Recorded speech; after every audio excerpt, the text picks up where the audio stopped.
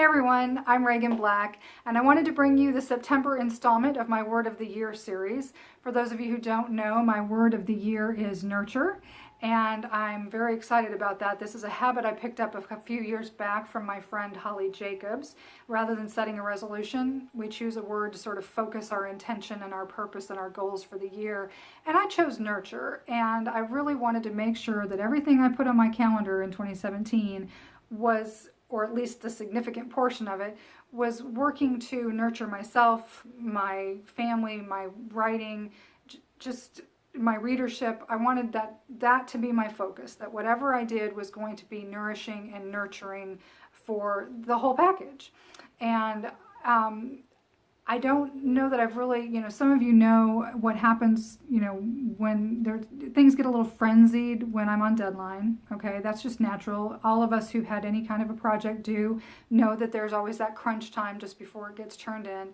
But then I realized that after I turn in a book, there is just a natural progression of things that happen that nurture me as a writer so that I can then get into the next book with a lot more energy. So there's things that I do to nurture that space, and I've discovered this rhythm to it, and it really came home significantly this past time, because on top of the deadline we had a hurricane, and we had our daughter riding out a hurricane in Florida, and all kinds of things. So there were lots of things going on. So there were some difficult stressors, and then there were some really happy stressors mixed in, but all of that was a distraction. And so once the book was finally turned in, I'm really appreciating my post-book nurture process at this point. And that involves, my husband and I usually pop a bottle of cheap champagne. That became a tradition a while back, and I've just stuck with it because it's just a nice way to sort of just put a nice happy bow on the end of a project. And so we always do that. And then we get into the other things that help me re-energize and refuel and get excited then about the next project. And for us around here, a lot of times that's decluttering.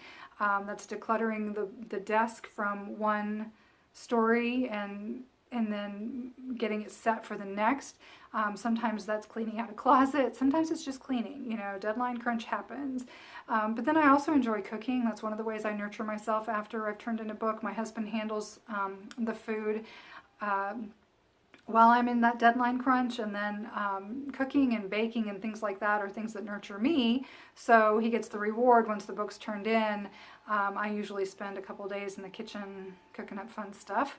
So that's good for all of us. And then also reading. Just sitting back as a reader. Once I've turned in a book and I've made that book as good as I can make it at that stage for my readership, and I turn it in and the editors can tell me what I've missed while they're working on that, I take this time, these first few days after I turn in a book, and I really take this time to read and just enjoy being a reader.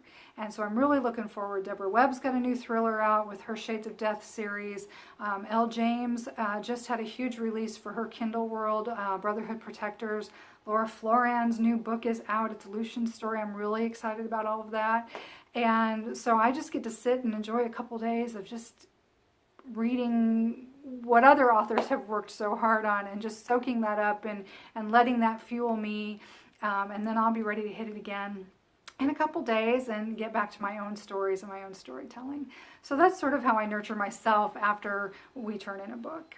I hope that I hope 2017 is being very good to you, however this video finds you, and I look forward to bringing you more books in the future. In the meantime, live the adventure. We'll see you again soon.